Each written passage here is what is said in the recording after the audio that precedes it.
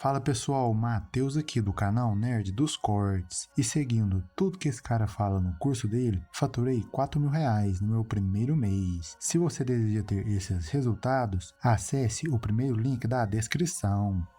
Tem até um experimento interessante, Joel, para mostrar, né, como às vezes a gente fica com esse negócio de adquirir certos rituais pensando, isso vai me levar até o sucesso, que foi feito com pombos, por um psicólogo chamado Skinner. O que ele fazia? Ele colocou uma alavanca que toda vez que o pombo acionava, caía um certo número de sementes, né, de ração para o pombo. E essa recompensa era aleatória.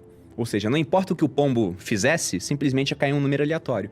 Mas o que ele viu de interessante é que o pombo uma vez foi lá para acionar a alavanca e quando o pombo mexeu 2 vezes para a direita o corpo antes de acionar, naquela ocasião, por coincidência, caiu mais ração. Uhum. E o pombo fez uma associação com isso. Ele falou, caramba, quer dizer que se eu mexo para a direita, cai mais ração. E ele viu que os pombos começaram a se mexer, igualzinho fizeram nesse dia que caiu mais ração, para ver se a recompensa voltava. E não voltava, até que aleatoriamente voltava novamente a ser maior. Sim. E aquilo foi reforçando o comportamento dos pombos. Ou seja, eles adquiriram um ritual pensando que aquilo tinha a ver com receber mais ração, mas não tinha nada a ver. Tipo a dança da chuva dos índios norte-americanos, né? O cara dançou uma vez e choveu, por coincidência. Aí ele pensa, a dança fez a chuva. Aí depois o cara dançava e não chovia. Mas se ele dançava 6 meses e chovia, falava ainda, tá vendo? Deu certo. Demorou 6 meses, mas choveu porque eu dancei. Cara, esse princípio da aleatoriedade, animal, ele direciona as tuas decisões? Sim. Você raciocina desse jeito, tipo, não ser iludido pelo acaso, não confundir viés da confirmação, é muito viés, né? Tem muito viés, erro cognitivo pra caramba. Você falou dos investimentos, por exemplo, né? Qual é a minha abordagem? Eu sou um cara que eu diversifico muito a minha carteira. Tá, por quê? É segurança? Por conta disso. Modelo de rede, não é descentralizado? Porque eu acho que é impossível, né, a gente validar uma determinada estratégia de investimento. Então, vamos supor que eu falo, o Warren Buffett, por exemplo, olha a estratégia dele. O cara deu super certo. Ele investe há mais de 80 anos e ficou bilionário. Então o pessoal vê, se eu fizer a mesma coisa do Buffett, buy and hold, comprar as ações, segurar e nunca vender, sim, eu vou dar certo. E não é, cara. O princípio básico do Warren Buffett é esse. É esse. Buy and hold. E ele faz compras muito boas, ele aproveita crises, então o pessoal pensa, vou fazer igual ao Warren Buffett. Sim. Só que é garantido que fazendo igual ao Warren Buffett você vai ter sucesso? Não, porque se o mesmo cara tivesse feito o que o Warren Buffett fez nos Estados Unidos, na Venezuela, o cara tava quebrado. Se o cara fizesse a mesma coisa na Bulgária, na Polônia, na Rússia, ele estaria quebrado. Então a gente está observando o vencedor sem considerar que esse mesmo comportamento poderia gerar um monte de derrotados pelo mundo que ninguém tá vendo. Influência do ambiente. Pois é, e aí o que eu penso na hora que eu vou fazer meus investimentos, né? Que não importa quão bonita seja a narrativa ou a previsão do futuro, a gente não sabe nada do futuro. Então por isso eu fico mais diversificado possível. Certo. E eu acho impressionante como as pessoas dão importância a previsões feitas por outras pessoas que têm muito dinheiro ou têm muito sucesso. E o cara também não sabe nada do futuro. No mundo dos investimentos, uma das coisas que tem mais peso para os outros tomarem decisão são pensamentos de pessoas de sucesso. Certo. Sendo que no mundo da pesquisa científica, por exemplo, a opinião de um profissional de sucesso, ela tá lá embaixo, né? O que tem peso? São estudos, são validações. Sim. Só que no mundo dos investimentos não dá pra gente fazer esse tipo de coisa, porque é difícil você pegar 2 populações e submeter a sempre um mesmo mercado perfeito para você fazer um estudo e ver, essa aqui vai ter um melhor comportamento. Só que o mercado ele muda de tempos em tempos. Então aquilo que deu certo naquele ambiente pode não dar certo no futuro. Então, como eu não acredito que valida, eu tô sempre muito diversificado. E sempre observando, né? Tem uma pesquisa, você tá falando, eu tô lembrando de uma pesquisa de um autor chamado Hans Rosling, escreveu um livro Factfulness. Ele fala assim, a capacidade do ser humano de prever o futuro é igual de um chimpanzé. Nenhuma, cara. Tipo, é muito baixa e a gente... Aí, então ele faz umas pesquisas assim, quanto que você acha que é a taxa de mortalidade no Brasil, no mundo? Aumentou ou diminuiu? Os caras vão lá, maior certeza, erra. Quanto que as pessoas, de mulheres são alfabetizadas? Erra. Então a turma erra pra caramba. Mas assim, pensa. Pô, seria muito legal, né, para as pessoas que querem ter certeza, que querem ter tranquilidade, ter um Bruno da vida, um Warren Buffett da vida, um Thiago da vida, que dê para ela previsões. É meio que um produto irresistível, né? Todo mundo quer, pô. Todo mundo quer, Todo mundo quer. Mas assim, de fato, é pouco provável que isso aconteça.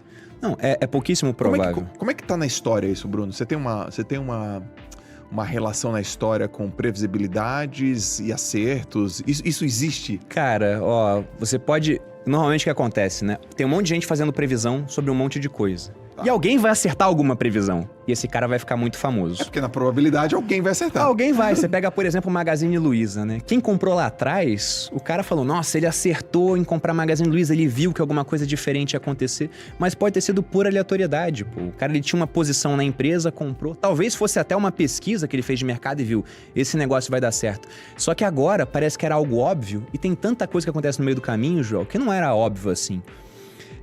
Por exemplo, no mundo dos investimentos, cara... Cisne negro. Sim, um monte de cisne negro, que mudam o mundo, né? O mundo, ele vai caminhando de um jeito, acontece um cisne negro e as coisas mudam radicalmente. E as pessoas algumas acham que já estava previsto. Não. Depois que acontece, Aí, é totalmente previsível. Não, com certeza, ia ser daquele jeito. Antes, não. Mas, por exemplo, no mundo dos investimentos, cara, a gente tem os analistas, né? E o analista, ele pega uma empresa, ele vai analisa toda a empresa e fala, olha só, essa empresa aqui ela é muito boa porque ela tem um líder muito bom, ela tem um diferencial de mercado, tem barreiras à competição, tem não sei o quê, ela é uma boa compra, por exemplo. Só que eu acho que a gente é muito bom em análise, mas não é bom em síntese. Por que eu digo isso? Porque é fácil analisar uma coisa que tá dando certo e falar, tá dando certo por conta desses elementos, ou deu certo por conta desses elementos. Tá. Mas é muito mais difícil você pegar esses mesmos elementos, procurar uma outra empresa com os mesmos e garantir, isso aqui vai ter sucesso no futuro porque tem os mesmos elementos. Porque o futuro, a gente não sabe o que vai acontecer. Sim.